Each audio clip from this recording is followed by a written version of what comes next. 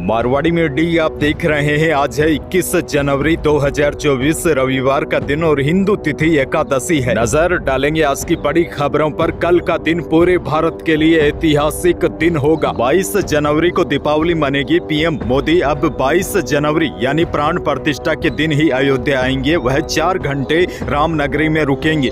PM Modi कल सुबह 10:30 बजे विमान से अयोध्या के महर्षि वाल्मीकि इंटरनेशनल एयरपोर्ट पर उतरेंगे। अयोध्या को दुल्हन की तरह सजा दिया गया है। वैसे आपको बता दूं, प्राण प्रतिष्ठा का कार्यक्रम 12:20 से 1 बजे तक होगा। बहरहाल आगे बढ़ते हैं। राजस्थान से बड़ी खबर। लोकसभा चुनाव से पहले भजनलाल सरकार अपने 100 दिन के अचीवमेंट को जनता के सामने रखने का प्रयास कर रही है। इसके लिए सरकार ने हर विभाग को ऐसी योजनाएं बनाने के निर्देश दिए हैं जिनको 100 दिन में लागू करके पूरा किया जा सके। और बड़ी खबर यह है, राजस्थान हाउसिंग बोर्ड ने इस 100 दिन के कार्य योजना में 9 से ज्यादा शहरों में नई आवासीय योजनाओं को लॉन्च करने का निर्णय किया है। इन योजनाओं में 2900 से ज्यादा मकान बनकर लोगों को आवंटित करने की योजना है। Housing board commissioner Kumar Gautam ने बताया, इन स्कीम को 7 फरवरी तक लॉन्च कर दिया जाएगा। इसके साथ ही आवेदन मांगने की प्रक्रिया भी शुरू हो सकती है। उन्होंने बताया कि यह स्कीम बड़े शहर जयपुर, जोधपुर, उदयपुर, अजमेर,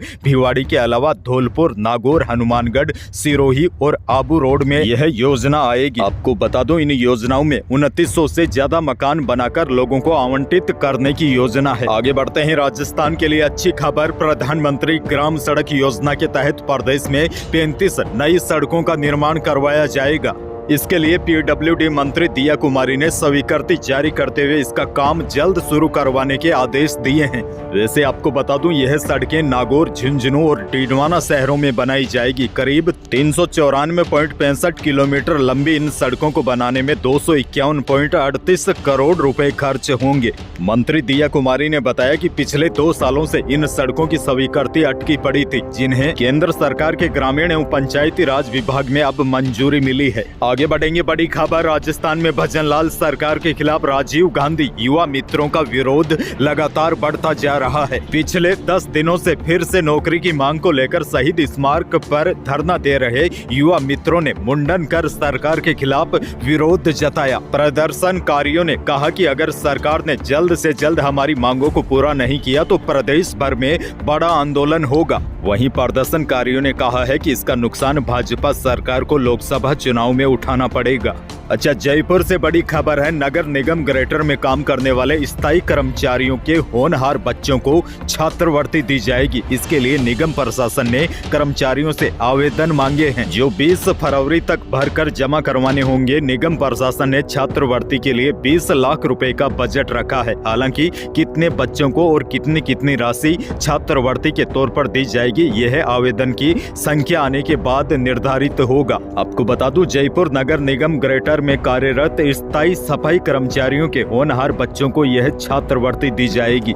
आगे बढ़ेंगे। मौसम से जुड़ी बड़ी खबर है। उत्तर भारत से आ रही बर्फीली सर्द हवाओं ने राजस्थान के कई जिलों में गलन बढ़ा दी है। सुबह शाम तो प्रदेश के कई हिस्सों में जबरदस्त ठंड पड़ रही है। हालांकि इसी बीच राहत की बात यह है, मौसम केंद्र से जारी ताजा फोरकास्ट के मुताबिक लोगों को फिलहाल इस सर्द हवाओं और कोहरे से 23 जनवरी तक राहत मिलने की संभावना है।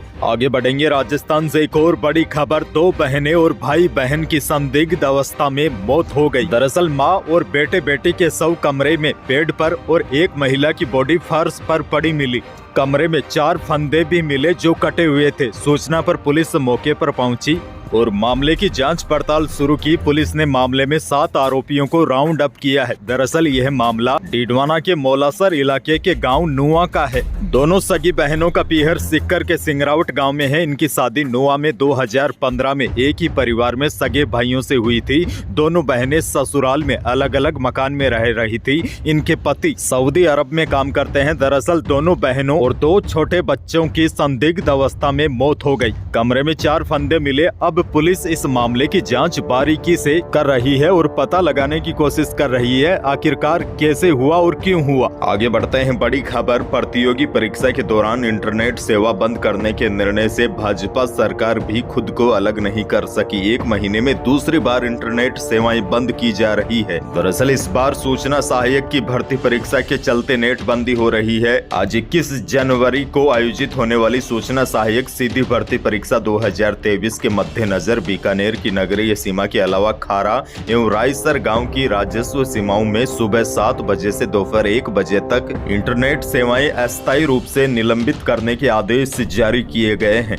आगे बढ़ेंगे, बड़ी खबर। अयोध्या में 22 जनवरी को रामलला की प्राण प्रतिष्ठा वाले दिन राजस्थान में शराब और मीट की दुकानें बंद रहेगी। इसको लेकर स्वायत्त शासन विभाग ने शुक्रवार रात आदेश जारी कर दिए थे। इससे पहले सीएम भजनलाल शर्मा ने विधायक दल की बैठक में प्रदेश में आधे दिन की छुट्टी की घोषणा की थी। ऐसे में दोपहर 2 बजे तक सरकारी ऑफिस और शिक्षण संस्थाएं बंद रहेगी और अधिकतर प्राइवेट स्कूलों में कल छुट्टी रहेगी।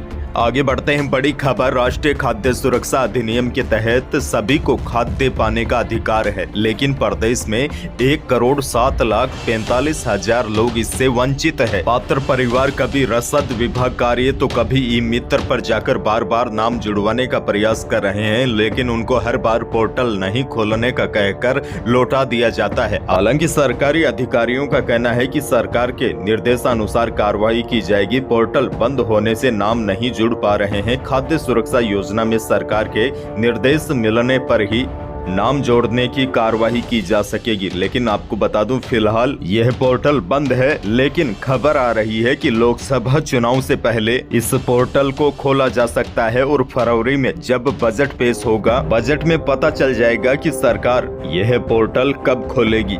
यही थी प्रदेश और देश की आज की बड़ी और महत्वपूर्ण खबरें। वीडियो को लाइक करना बिल्कुल न भूलिए और चैनल पर नए हैं तो सब्सक्राइब भी कर लीजिए ताकि आप अपडेट रहे बड़ी खबरों से। धन्यवाद।